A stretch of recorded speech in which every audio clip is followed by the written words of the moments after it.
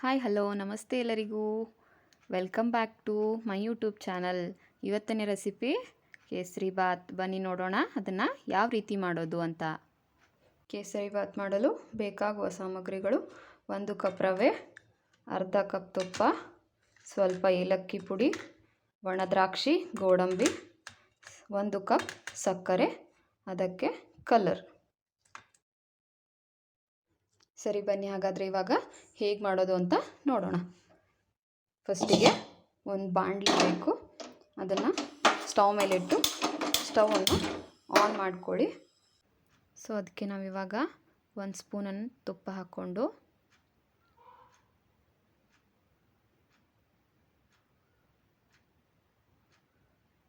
ದ್ರಾಕ್ಷಿ ಗೋಡಂಬಿಯನ್ನು ಅದರಲ್ಲಿ ಚೆನ್ನಾಗಿ ಹುರ್ಕೊಳ್ಳೋಣ.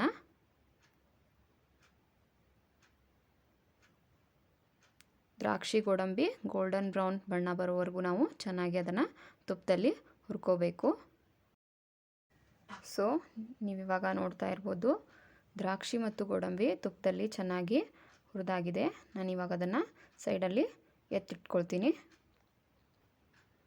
ಇವಾಗ ನಾನು ಅದೇ ಬಾಣಲಿಗೆ 1 ಕಪ್ ರವೆಯನ್ನು ಹಾಕಿ ಅದನ್ನು ಕೂಡ ಚೆನ್ನಾಗಿ ತುಪ್ಪದಲ್ಲಿ ಹುರ್ಕೋತಾ ಇದ್ದೀನಿ.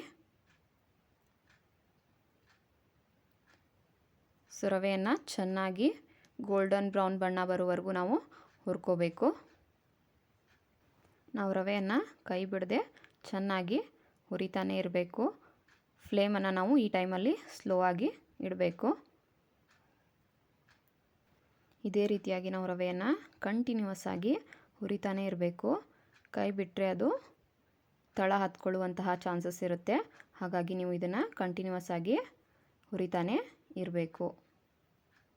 ಸೊ ನೋಡ್ತಾ ಇರ್ಬೋದು ನೀವು, ರವೆಯ ಕಲರ್ ಬರ್ತಾ ಬರ್ತಾ ಚೇಂಜ್ ಆಗ್ತಾ ಇದೆ. ಸೊ ಫ್ರೆಂಡ್ಸ್, ನೋಡ್ತಾ ಇರ್ಬೋದು ನೀವು ಇಲ್ಲಿ ರವೆಯ ಕಲರ್ ಕಂಪ್ಲೀಟಾಗಿ ಚೇಂಜ್ ಆಗಿಬಿಟ್ಟಿದೆ. ಸೊ ಈ ಟೈಮಲ್ಲಿ ನಾವು ಫ್ಲೇಮನ್ನು ಆಫ್ ಮಾಡೋಣ. ಸೈಡಲ್ಲಿ ಒಂದು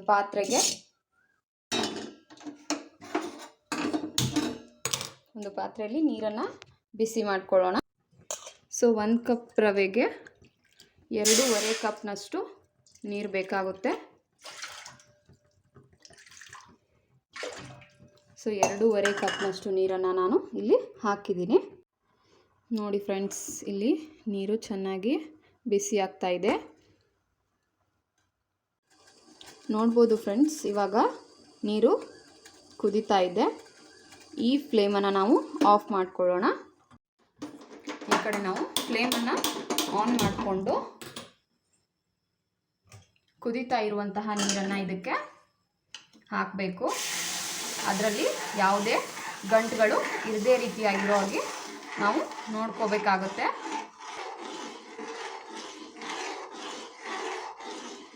ಈ ರೀತಿಯಾಗಿ ಮಾಡೋ ಉದ್ದೇಶ ಯಾವುದೇ ಗಂಟುಗಳು ಆಗದೇ ಇರಲಿ ಅಂತ.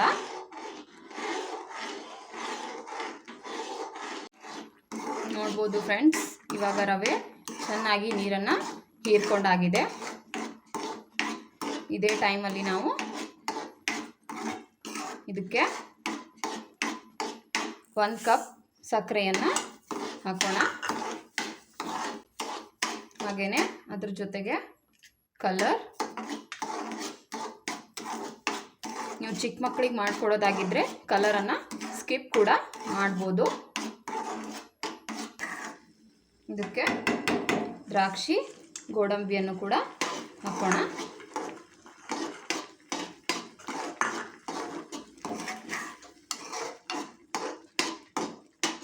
ಅದೇ ರೀತಿ ಏಲಕ್ಕಿ ಪೌಡರ್,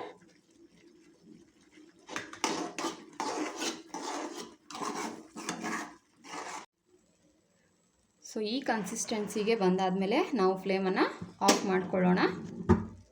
ಸೊ ಇವಾಗ ನಾನು ಇದನ್ನು ಸರ್ವಿಂಗ್ ಪ್ಲೇಟಿಗೆ ಹಾಕಿ ನಿಮಗೆ ಯಾವ ರೀತಿ ಆಗಿದೆ ಅಂತ ತೋರಿಸ್ತೀನಿ. ಸೊ ನೋಡ್ತಾ ಇರ್ಬೋದು ಫ್ರೆಂಡ್ಸ್, ನಮ್ಮ ಕೇಸರಿ ಬಾತ್ ಇವಾಗ ರೆಡಿಯಾಗಿದೆ. ನಿಮಗೇನಾದರೂ ಈ ರೆಸಿಪಿ ಇಷ್ಟ ಆಗಿದ್ದರೆ ಲೈಕ್ ಮಾಡಿ, ಶೇರ್ ಮಾಡಿ ಮತ್ತು ಇನ್ನಷ್ಟು ರುಚಿಯಾದ ರೆಸಿಪಿಗಳಿಗಾಗಿ ನನ್ನ ಚಾನಲನ್ನು ಸಬ್ಸ್ಕ್ರೈಬ್ ಮಾಡ್ಕೊಳ್ಳಿ. Thank you.